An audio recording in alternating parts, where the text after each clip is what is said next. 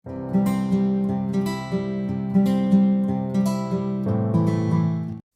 Friends and welcome back to my class by Vineet. आज के इस वीडियो में हम बहुत ही इंपॉर्टेंट सेंटेंस डिस्कस करने वाले हैं। ये जो सेंटेंस मैं आज आपके साथ डिस्कस करूँगा वो इम्पॉर्टेंट इसीलिए भी है क्योंकि ये सेंटेंस एक्सेप्शनल है। बहुत सारे सेंटेंसेस जो रूल्स फॉलो करते हैं, ये सेंटेंस वो रूल फॉलो नहीं करता। अगर आपको ये सेंटेंस पता चलेगा तो I guess 40% of your English is going to be improved, and if you don't know this sentence 40% of your English is going to be in trouble. तो ये कॉमन क्वेश्चन है, कॉमन क्यूरी है, जो मैंने आज तक देखा है कि जितने भी बच्चों को मैंने पढ़ाया है उनको हर एक को ये प्रॉब्लम होता ही है, क्योंकि उनको ये एक्सप्लेनेशन अच्छे से नहीं मिलते। तो मैं आज के वीडियो में वो सारी चीज़ें बताऊंगा, तो अंत तक बने रहिए और चलिए आज का वीडियो शुरू करते हैं। तो ये आपको सेंटेंस बताने से पहले मुझे आपको बताना पड़ेगा सेंटेंस का बेसिक्स, जो सेंटेंस की रिक्वायरमेंट क्या होती है। तो देखो, जब भी हम सेंटेंस बनाते हैं तो सेंटेंस की रिक्वायरमेंट ये होती है subject plus helping verb plus verb. क्योंकि सेंटेंस का डेफिनेशन क्या है? Group of word that makes complete sense. ये तीन चीज़ें जब साथ में आती है तो एक मीनिंगफुल कुछ सेंटेंस बनता है। अभी जो मैं सेंटेंस आपके साथ डिस्कस करूंगा उसमें हेल्पिंग वर्ब ही नहीं होता, सीधा सब्जेक्ट और वर्ब होता है। और ऐसे कुछ सेंटेंसेस आपने नोटिस किए होंगे, लेकिन इंग्लिश की एक रिक्वायरमेंट है, ये ध्यान में रखो, helping verb has to be there. वो क्यों होना चाहिए? चलो एक सेंटेंस लेते हैं एग्जांपल के लिए, जैसे आई कैन गो। ये है पॉजिटिव सेंटेंस। हम सेंटेंस को पॉजिटिव, नेगेटिव और एक क्वेश्चन बना सकते हैं, जो कि आसान भाषा में मैंने बोला आपको। नहीं तो इसे अफर्मेटिव होता है, इस सेंटेंस को हम अफर्मेटिव बोलते हैं ग्रामेटिकल टर्म्स में। फिर नेगेटिव सेंटेंस होता है और फिर इंट्रोगेटिव, जो मैंने क्वेश्चन बोला था। बट मैं डिफिकल्ट टर्म्स छोड़ के मैं आसान टर्म्स यूज़ करूंगा, जो कि आई can go is the positive sentence. अगर आपको इसको नेगेटिव बनाना है तो आप इसमें नॉट ऐड करते हो, लेकिन नॉट आप कहाँ पे ऐड करते हो? सेंटेंस में अगर हेल्पिंग वर्ब होगा तभी आप नॉट ऐड कर सकते हो। तो यहाँ पे हेल्पिंग वर्ब क्या है? कैन है। तो फिर आप इसमें क्या करोगे? आई कैन नॉट गो, तब जाके ये नेगेटिव होगा। इसीलिए हेल्पिंग वर्ब होना ज़रूरी है। और एक चीज़ है, जब आप क्वेश्चन बनाते हो तो इसी हेल्पिंग वर्ब को आपको शुरू में लाना पड़ता है, ठीक है? जैसे यस नो टाइप क्वेश्चन बन जाता है। तो देखो, इसमें I can go is the main sentence. यहाँ पे अगर हेल्पिंग वर्ब आगे लगाया मैंने तो can I go is going to be the question. So positive, negative and question, ये बनाते वक्त हमने ज़्यादातर रिप्लेसमेंट हेल्पिंग वर्ब की है। और पॉजिटिव सेंटेंस में भी जो हमें मीनिंग दिलाता है सेंटेंस को, वो हेल्पिंग वर्ब ही होता है। तो इसलिए आपको अभी तक तो यहाँ तक आपको समझ में आया होगा कि हेल्पिंग वर्ब जो है वो ज़रूरी होता है सेंटेंस में। अगर वो नहीं होगा तो शायद ये सारी चीज़ें करना पॉसिबल नहीं होगा। तो मैं कौन सा सेंटेंस आपके साथ शेयर करने वाला हूँ, चलो रिवील करता हूँ मैं आपको। जो मैं सेंटेंस आपको बताने वाला था या फिर बताने वाला हूँ वो है सिंपल पास्ट टेंस का सेंटेंस। लेकिन मुझे ग्रामेटिकल टर्म्स अच्छे नहीं लगते, क्योंकि बच्चों को पहले से ही अगर वो सारी चीज़ें बताई तो एक डर बना रहता है, जो बना है ऑलरेडी ग्रामर का, और ज़्यादा बढ़ जाता है।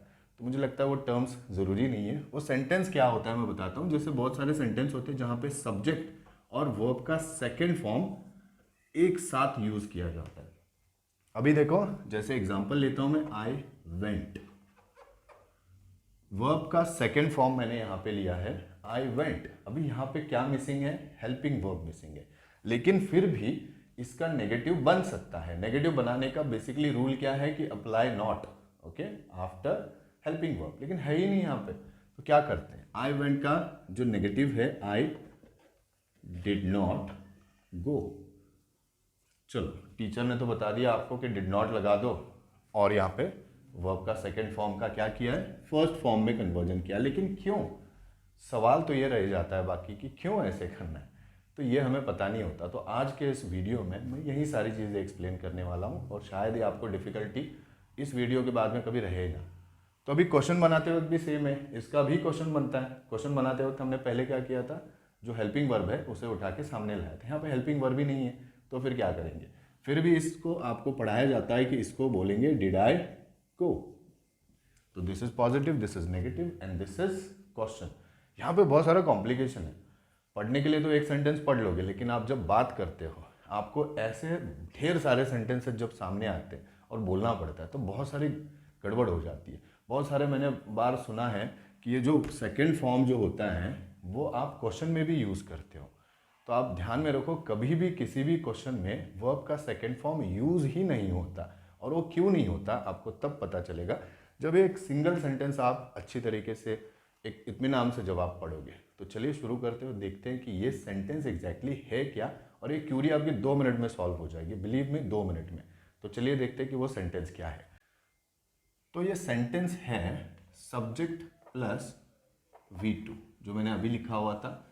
लेकिन मैं आपको बता दूं कि S plus V2 is not original, ये डिराइव्ड है, किसी चीज़ से लिया हुआ है, बना बनाया है बाद में, ओरिजिनल ये नहीं है। तो ओरिजिनल क्या है पहले हम वो देखते हैं। देखो जैसे मैंने बोला था 3 चीज़ें रिक्वायर्ड होते हैं सेंटेंस बनाने के लिए, सब्जेक्ट, हेल्पिंग वर्ब और वर्ब। तो इसमें भी होंगी वो। एक होता है, मैंने बोला था इसका नाम बेसिकली है सिंपल पास्ट टेंस, लिख देता हूँ मैं आपके लिए, सिंपल पास्ट टेंस। अभी सिंपल पास्ट टेंस में अगर ये ओरिजिनल नहीं है और यही सिखाया जाता है तो फिर ओरिजिनल क्या है? ये 3 चीज़ें जहाँ पे आएंगी वो होगा ओरिजिनल। ओके, जो मैं आपको लिख के देता हूँ, subject plus did plus V1, ये है original form, subject plus did plus V1। अभी इसका तो बनाना आसान है, हमें इसका नेगेटिव भी बन सकता है और इसका क्वेश्चन भी बन सकता है। इसका नेगेटिव में हमें पता है डिड के सामने क्या लगाना है, नॉट लगाना है, राइट। जैसे मैं यहाँ पे लिख ही देता हूँ, subject plus did not plus V1, ये हो गया इसका नेगेटिव। ओके, और अगर क्वेश्चन बनाना होगा तो पहले डिड लेना पड़ेगा, फिर अगेन द सेम, जैसे कि डिड प्लस सब्जेक्ट जो भी है और फिर वर्ब का फर्स्ट फॉर्म, ये हो जाएगा क्वेश्चन। मैं यहाँ पे क्वेश्चन मार्क भी देता हूँ। तो यहाँ पे समझने की कोशिश करिए, मेन फॉर्म है डिड के साथ। तो अभी हमें ये जानना है कि इस डिड को हटा के, V1 को हटा के यहाँ पे V2 का इस्तेमाल क्यों किया गया है। तो अभी ये समझने के लिए हम एक फॉर्मूला जो है वो देखते हैं। चलो, जैसे V2 is equal to did plus V1, ये आपको अगर समझ में आए तो ये मैथमेटिकल टर्म जैसे मैंने लिखा हुआ है, V2 is equal to did plus V1। Okay, ये क्यों? क्योंकि डू मतलब करना और डिड मतलब किया, होगी कोई चीज़, ठीक है। तो डिड के सामने आप जब भी वर्ब का फर्स्ट फॉर्म कोई भी लगाओगे तो फिर उसका मतलब वो वर्ब हो गया। Okay, for example did go मतलब गया। ओके, डिड ईट मतलब क्या, कि खाया, ठीक है। उसी तरीके से वर्ब के सेकेंड फॉर्म का भी मतलब होता है वो चीज़ हो गई, या फिर वो जो वर्ब है वो परफॉर्म हो गया। ओके, फॉर एग्जाम्पल जैसे डिड गो यहाँ पे है, उसकी जगह अगर मैं सिर्फ वेंट लिखता हूँ तो वेंट का मतलब भी गया, डिड गो का भी मतलब गया। ओके, ये जो डिड ईट है इसका एट लिख दिया मैंने, तो एट मतलब खाया, डिड ईट मतलब भी खाया। तो ये मैथमेटिकल टर्म ध्यान में रखो, V2 is equal to did plus V1। अभी यहाँ पे हमें यही अप्लाई किया है इस सेंटेंस में, और यही समझना है कि डिड प्लस V1 को हटा के इन्होंने V2 को यहाँ पे प्लेस किया हुआ है। तो ये सारा इरेज करता हूँ मैं, ये तो बाद में आएगा। जैसे मैंने यहाँ पे लिखा हुआ है, देखो सारा इरेज करता हूँ, वापस एक बार लिखता हूँ, S plus did plus V1, ये पॉजिटिव स्टेटमेंट है जहाँ पे did plus V1 is equal to V2। तो इन दोनों के जगह मैं क्या कर सकता हूँ, V2 का इस्तेमाल सिर्फ पॉजिटिव में कर सकता हूँ, क्योंकि पॉजिटिव में मुझे हेल्पिंग वर्ब की ज़रूरत यहाँ पड़ नहीं रही, क्योंकि इसका जो मीनिंग है it almost appears like did. जो डिड के साथ V1 का मीनिंग है वो ऑलमोस्ट सिमिलर टू V2। तो यहाँ पे ज़रूरत नहीं, ज़रूरत मुझे कहाँ पे पड़ेगी, जब मैं नेगेटिव बनाऊंगा, ठीक है। ज़रूरत कब पड़ेगी, जब नेगेटिव बनाऊंगा। तो आप ये भी सेंटेंस बोल सकते हो, फॉर एग्जाम्पल जैसे मैंने यहाँ पे एक सेंटेंस लिख दिया, ये दोनों के तरीके से लिखता हूँ, आई वेंट और आई डिड गो। तो ये दोनों के दोनों सेंटेंस सही है। आप आई वेंट बोल सकते हो और आप आई डिड गो भी बोल सकते हो, दोनों का मतलब सेम है। लेकिन ये जो प्रॉपर सेंटेंस जो है वो इजी जाता है और इसलिए ये ज़्यादातर यूज़ होता है पॉजिटिव के तौर पे। लेकिन आप जब नेगेटिव बनाते हो, जैसे मैंने बोला था आई कैन गो का आई कैन नॉट गो हो जाएगा, तो आई वेंट का क्या होगा, क्योंकि यहाँ पे हेल्पिंग वर्ब है ही नहीं, तो इसको आप यूज़ नहीं कर सकते। आपको यूज़ करना होता है डिड के साथ जो सेंटेंस है उससे, क्योंकि ये दोनों इक्विवेलेंट है, दोनों का मतलब सेम है।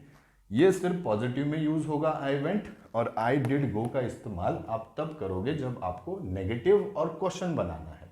तो ठीक है, यहाँ पे जब भी नेगेटिव बनाना है तो आप क्या करोगे, आई डिड नॉट गो। हो गया सॉल्व क्यूरी। यहाँ पे आई वेंट का negative I did not go इसीलिए है क्योंकि I went is not original, it is derived only for the positive term. और मेन सेंटेंस है आई डिड गो, इसका आप नेगेटिव बनाते हो आई डिड नॉट गो। तो ये दोनों का मतलब सेम है, तो दोनों का नेगेटिव जो होगा वो भी सेम है। और जब क्वेश्चन बनाओगे तब भी आप इसको क्या बनाओगे, डिड आई गो। ये हो गया क्वेश्चन आपका। तो यही एक चीज़ है जो बच्चों को, बहुत सारे बच्चों को ये पता नहीं होती है। तो ये है सिंपल पास्ट टेंस, जिसमें आपको मेन जो सेंटेंस है वो subject plus did plus V1 इस तरीके से बनाना पड़ता है, लेकिन आप बनाते नहीं हो क्योंकि V2 is equal to did plus V1। आप ये डिड प्लस V1 हटा के आप वहाँ पे S प्लस V2 है वो पॉजिटिव की तौर पे यूज़ करते हो। हालांकि ये दोनों के दोनों इक्विवेलेंट है, लेकिन आपको जब नेगेटिव बनाना होता है तो according to English what we do is we have to add not in front of helping verb. तो यहाँ पे हेल्पिंग वर्ब नहीं होता, इसलिए हम इसका इस्तेमाल करते हैं। और जब क्वेश्चन बनाते हो तब भी हेल्पिंग वर्ब की जरूरत पड़ती है, तो इसीलिए हम क्या करते हैं, ये जो फर्स्ट फॉर्म है S plus did plus V1, इसका इस्तेमाल करके हम आगे के सेंटेंसेस जो है वो बनाते हैं। अभी जब मैं जो पहले लिखा हुआ था अगर मैं वापस लिखता हूं तो आपको अभी डिफिकल्टी नहीं आनी चाहिए। ओके, जैसे मैंने पहले लिखा हुआ था आई वेंट, ठीक है, फिर इसका नेगेटिव आई डिड नॉट गो, और फिर डिड आई गो, ये लिखा हुआ था। और बहुत सारे बच्चों को यही कंफ्यूजन होता है ना कि ये वेंट था, यहाँ पे गो कहाँ से आ गया, ये डिड नॉट कहाँ से आ गया। ओके, या फिर यहाँ पे डिड और यहाँ पे गो कहाँ से आ गया, जबकि हमें पता है कि नॉट जो है वो हेल्पिंग वर्ब को लग के होता है नेगेटिव, और हेल्पिंग वर्ब सामने लेने से क्वेश्चन बनता है।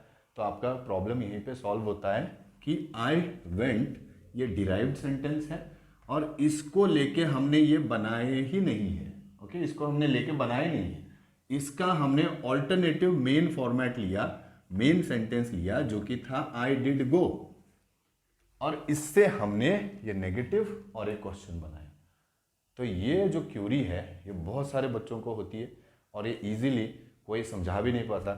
आई होप कि मैंने आपको थोड़ा इजी करके बताने की कोशिश की है, लेकिन yes it is little complicated. अब थोड़ा वापस रिवाइंड करके देखने की कोशिश करो कि मैंने कहाँ कहाँ क्या क्या चीज़ें बोली है, तो शायद आपको समझ में आए। तो ये एक इम्पॉर्टेंट सेंटेंस क्यों है, अब ये बात आप समझ लो। ये इम्पॉर्टेंट इसीलिए है क्योंकि इंग्लिश में जो मैं बोलता हूँ 60 सेंटेंसेस होते हैं, 60 प्लस सेंटेंसेस, ये सारे के सारे होते हैं V1, V2, V3 और लास्ट होता है V1 ING। इनके एप्लीकेशन के ऊपर देखो, ये जो V2 है इसका एक ही सेंटेंस है, लेकिन एक सेंटेंस का जो रूल्स है वो हम बोलते वक्त तकरीबन 16 डिफरेंट सेंटेंसेस में यूज करते हैं। और इसीलिए मैंने बोला आपको कि it is going to impact your 40% of the English. 60 में से 16 से भी ज़्यादा सेंटेंसेस है जहाँ पे ये अभी बताया हुआ रूल है, उसी के मिस्टेक्स बच्चे करते हैं, उनको नेगेटिव नहीं बनाना आता। या फिर जैसे अगर मैंने बहुत बार एक सवाल पूछने की कोशिश की, मैं सीधा जाता हूँ क्लास में बोलता हूँ कि एक काम करो, वेंट इस वर्ड को लेके सवाल बनाओ। अगर मैंने भी किसी और प्रीवियस पीरियड में अगर लिखा होता कि वेंट के सवाल बनाओ, नीचे कमेंट में लिख दो, तो बहुत सारे सवाल बना के लिखते भी। आप हमेशा ध्यान में रखो, ये जो वर्ब का सेकंड फॉर्म है इसका सिर्फ एक ही सेंटेंस है सिंपल पास्ट में S प्लस V2, उसके बाद में वो खुद के नेगेटिव में भी नहीं आता V2, क्वेश्चन में भी नहीं आता और कहीं और सेंटेंस में भी नहीं यूज होता। बस उसके रूल्स अप्लाई करके बहुत सारे सेंटेंसेस इंग्लिश में बनते हैं, जो कि मैंने बोला 16 है। और एक ये छोटी चीज़ हमें पता नहीं होती, इसीलिए चलो अभी V1 बाकी है, V3 बाकी है, V1 ING बाकी है। मैं बताता हूँ पूरा इंग्लिश का पैरामीटर यही है। आप अगर वर्ब का एप्लीकेशन अच्छे से सीख जाओ तो इंग्लिश बोलना और भी आसान हो जाएगा।